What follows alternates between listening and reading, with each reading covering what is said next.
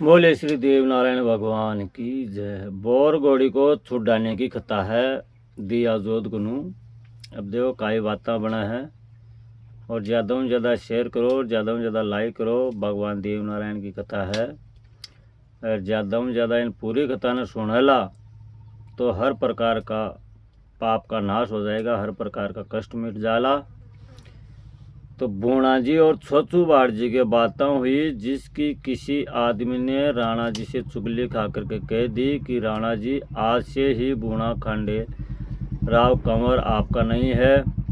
इसको छोचू बाड़ जी गोठा के सारा ही समाचार सुना गया है। देवनारायण मालवा से वापस गोठा में आ गया है और कान भंगी को भी बुला लिया है और इस खंडेले कंवर को भी बुला लेंगे। ये सब भाई शामिल हो जाएंगे तो आपको दंड देंगे। तब राणा ने और उमरावतों ने सोचा कि इसको मरवा देना चाहिए, इसको भीलवाड़ा में बोर घोड़ी को लेने भेजो ताकि भील इसे मार देंगे। ऐसा विचार कर एक दिन राणा जी ने भूणा जी से कहा कि बेटा भीलवाड़ा में आपने बोर घोड़ी है, आप भीलवाड़ा में जाकर बोर घोड़ी को छुड़ाओ कर लाओ।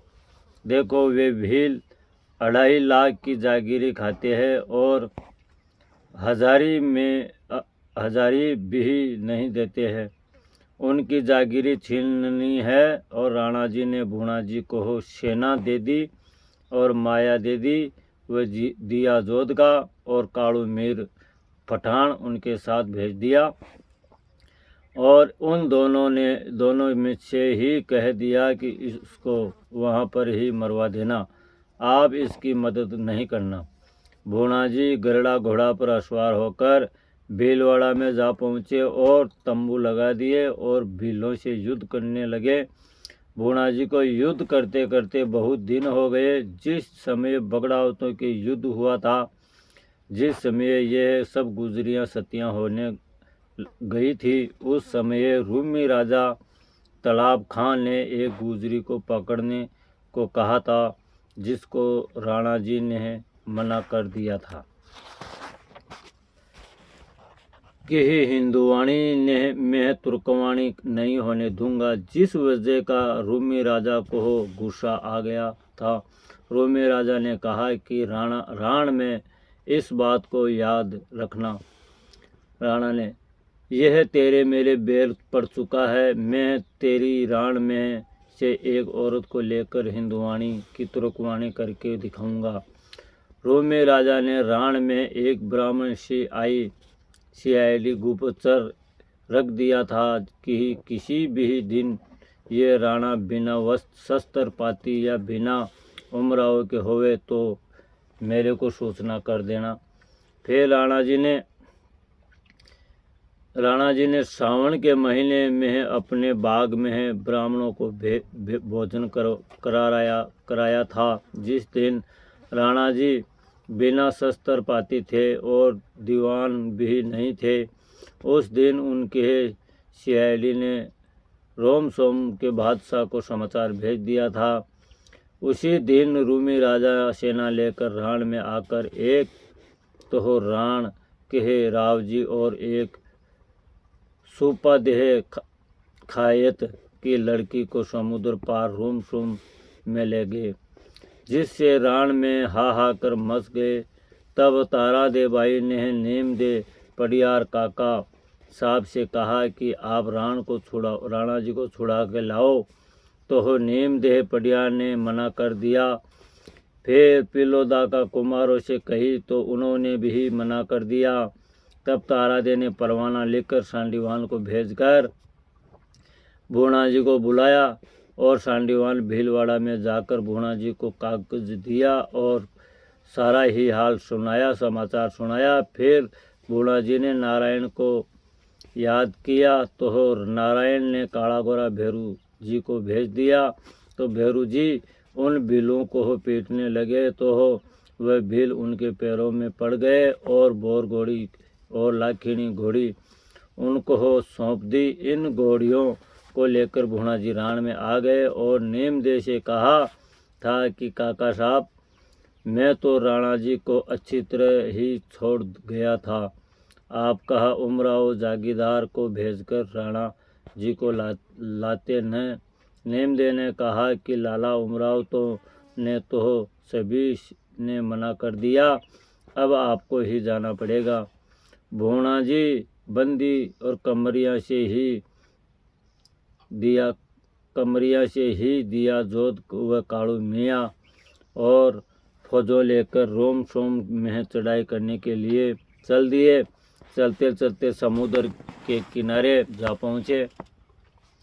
वहाँ पर भूणाजी ने गोठावाड़ा देव याद किया तो देव ने काला गोरा भैरू को भेजकर भूणाजी की फौजों समुद्र पार उतारे। भूणाजी ने जाकर रूमी राजा से युद्ध किया। युद्ध में रूमी राजा हार गया। तब वह रूमी राजा से राणा दुर्जन साल को और सूपा देबाई को लेकर के आए थे तो रूमी राजा ने सूपा देबाई से शादी कर ली थी और उनको जूठा भी खिला दिया। रूमी राजा ने राणा दुर्जन साल और सूपा देबाई कायद की ही लड़की दोनों ही भूणाजी को सौंप दिया। और सूपा देबाई ने भूणाजी से कहा कि वीरा, इस रूमी राजा ने हमसे निकाह कर लिया और जूठा खिला दिया। मैं हिंदू नहीं रही न मुसलमान, मुझे तो हो आप ही यही पर छोड़ जाओ और इस रूमी राजा को भी कांचली में ही छोड़ जाओ। तब भूणाजी ने कहा कि बहन, तेरे कहने से ही रूमी राजा को छोड़ता हूँ, नहीं तो इसको मैं राण में ले जाता और राण में ही इसको मरना पड़ता। भूणाजी ने रूमी राजा को छोड़ दिया और सौंपा बाई को कांचड़ी में एक मोहर व एक सुरोपाव पहना दी। भूणाजी रूमी राजा से एक हाथी व एक जलतंग बछेरे को छुड़वा कर लाए। भूणाजी को देखते ही राणा जी की आंखों में आंसू आ गए कि आज हमारा कुंवर खांडेराव नहीं होता तो हमको यही मरना पड़ता। आज हमारा उमराव कोई भी काम नहीं आया। तब सूपाबाई ने कहा कि राणा जी, यह तो दादा भूणाजी की ही बदौलत है, इसके गुण आप कभी मत भूलना, नहीं तो आपको तो यहीं पर ही मरना पड़ता।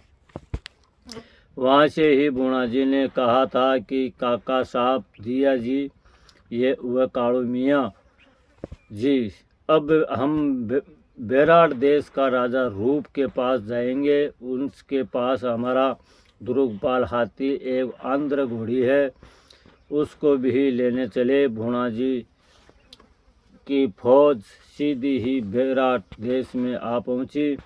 रात तो शहर में किनारे रह गए और सुबह हे राजा रूप के गढ़ के घेरा लगा दिया। भूणाजी की सेना राजा रूप की फौजों से युद्ध करने लगी। लड़ते लड़ते बहुत दिन हो गए। कालू मियाँ ने कहा कि ही कंवर खांडेराव, इस राजा की सेना अपने से हारती नहीं दिखती है। भूणाजी ने नारायण को याद किया तो नारायण ने काला गोरा भैरू जी को भेज दिया। भैरू जी ने राजा रूप की सेना को हरा दिया और भूणाजी ने राजा रूप को पकड़कर बांध दिया। राजा के महल में खबर हुई तो राजा रूप की माँ कच्चे धागे से हाथ बांधकर आई और भूणाजी के ढोक दिया। भूणाजी ने कहा कि माता राम, आप पर्दा तोड़कर क्यों आ गई? मैं तो मेरे पिताजी का एक हाथी व घोड़ी लेने आया हूँ। तो राजा रूप की ही माँ ने कहा कि आप अपने हाथी और घोड़े और साथ में 2-4 घोड़ा घोड़ी और लेके जाओ, पर मेरे रूप को छोड़ दो। भूणाजी ने राजा रूप को छोड़ दिया और दुर्गपाल हाथी और आंध्र घोड़ी और 2-4 घोड़ा घोड़ी और को लेकर वहाँ से ही भूणाजी ही सेना समुद्र पार उतरकर झारवल का राजा नगा चौहान का बेटा जोध सिंह के पास से एक हथनी और सांडियाँ और सामान थे। उनको लेकर आया। फिर राण नगर में आया भूणा जी, और राण में आया तो सभी ने ही शहर में खुशियाँ मनाई। तारादे ने भूणा जी की आरती की और खुशी से रहने लगे। और श्री देवनारायण को गोटा में रहते रहते 3-4 महीने हो गए। आसोज के दिन थे। एक दिन माता साडू कान भांगी व छोचू भाट जी सभी बैठे थे। श्री देवनारायण ने भाट जी से कहा कि भाट जी, अब हम दादा भाई मेहदू को लेने चलेंगे। फिर माता साडू ने कहा कि देवनारायण, आप जा रहे हो पर कोई तरह कहा तकरार मत करना, मेहदू जी को ही ले आना। उनके पास 7 ऊँट माया का छोटा सोना से भरा हुआ है, जिसको भी ले आना। एक गजमंगलो हाथी, एक सोम बछेरो, जिसको भी ले आना। माता साडू ने मेहदू जी को एक कागज लिखा कि इस कागज को पढ़ते ही जल्दी आना मेरा माधवा। इस गोठा दड़ावट माही तेरा भाई देवनारायण माड़वा से आ गया है, जिसने आन बसाई तेरे बड़ों की बदनौर। तू तो बसता है मेरा माधवा रत्ना घर सागर में है, मैं बसूं पुष्कर की तीर। अजमेर को हो बांस छोड़ दो, अजमेर को बसबो छोड़ दो बेटा, बाबोती बसाओ स्वाही भोज की। नारायण की तीनों बीननियों ने भी परवाना लिखा कि जेठ जी हमारा भी ढोक मानना, आप जल्दी आना। और गोठा के अंदर आपका भाई अकेला है, आपके बिना नहीं बसेगा खेड़ा चौसला। नारायण तो राइत लीला घोड़ा पर बैठ गए, भाट जी और टवालिया घोड़ा पर बैठ गया और दोनों ही अजमेर जा पहुँचे। अजमेर व गोठा के करीब 30 कोस का फैसला है। नारायण अजमेर में आए तो राजा बिसलदेव ने राम राम किया। राजा ने नारायण से कहा कि आओ जी नारायण। नारायण ने कहा कि आया जी मामा साहब। राजा ने नारायण का अच्छा स्वागत किया। फिर नारायण ने मेहदू जी के समाचार पूछे। राजा ने कहा कि मेहदू जी तो बठौर के थानेदार है। फिर राजा ने सांडीवान को भेजकर मेहदू जी को बुलवाया और पद्मा जी पोसवाड़ को भी बुलवाया। मेहदू जी आया तो छोचू भाट ने दोनों भाइयों को मिलाया और पातू राजा था कामदार फिर भी आ गया। सभी जाजम पर बैठ गए। यह बठौर ग्राम जिला अजमेर में ही है, जहाँ पर मेहदू जी थानेदार था, जहाँ पर मेहदू जी ने एक तालाब खुदवाया था और एक मंदिर भी बनवाया था, एक बैठने की हथाई भी बनवाई थी। यह सब ही चीज़ें वह तालाब आज भी मौजूद मेहदू जी के नाम से ही कहते हैं। राजा बिसलदेव ने नारायण से कहा कि नारायण, हमने एक घोड़ा मंगवाया है, उसको आप देखना कि घोड़ा कैसा है। नारायण ने कहा कि मामा साहब, मैं तो घोड़ा फेरना नहीं जानता हूँ, पर आपके घोड़े को तो देखेंगे। फिर राजा ने घोड़ा मंगवाया। नारायण ने घोड़ा देखा, फिर घोड़ा पर बैठ गए। नारायण ने पर्चा दिखाया कि घोड़ा में बैठते ही घोड़ों की ही डूडी टूट गई। राजा ने कहा कि नारायण, आपने ये क्या किया जो घोड़ा की कमर टूट गई। नारायण ने कहा कि मामा साहब, मैं तो बेटा ही हूँ, तो फिर सजा ने। राजा ने कहा कि नारायण, आप तो अवतारी हो, आपकी कला की किसी को पार नहीं पाया, आपने तो बूढ़े भाट को जवान बना दिया। फिर नारायण ने अपनी शक्ति से अमृत कूपा का छींटा लगाकर घोड़ा वापस जीवित किया। राजा बिसलदेव ने कहा कि बगड़ावत और हम धर्म के भाई है, जिनके कारण मेहदू जी अपने पास रखे है। इस मेहदू जी के 7 ऊँट माया के आए थे। गजमंगलो हाथी सोम बछेरो उसके साथ थे। राजा ने पातू गोरवाल ला कहो भंडारों की ही चाबियां देकर कहा कि इस मेदू को इसका जितना सामान है वह दे दो। यह मेदू जी और श्री देवनारायण और इस कहा मामा जी पद्मा जी यहाँ पर ही है। पातु कामदार ने ताला खोलकर माया का ऊँट भरा दिया। गजमंगलो हाथी व सोम बछेरो संभला दिया। नारायण ने एक पोशाक वह एक घोड़ा मेदू जी को इनाम दिया। एक पोशाक नारायण को वह एक छोछू भाट को पहनाई। राजा ने कहा कि मेदू जी आया जैसे ही इनको पहुँचाने चलेंगे।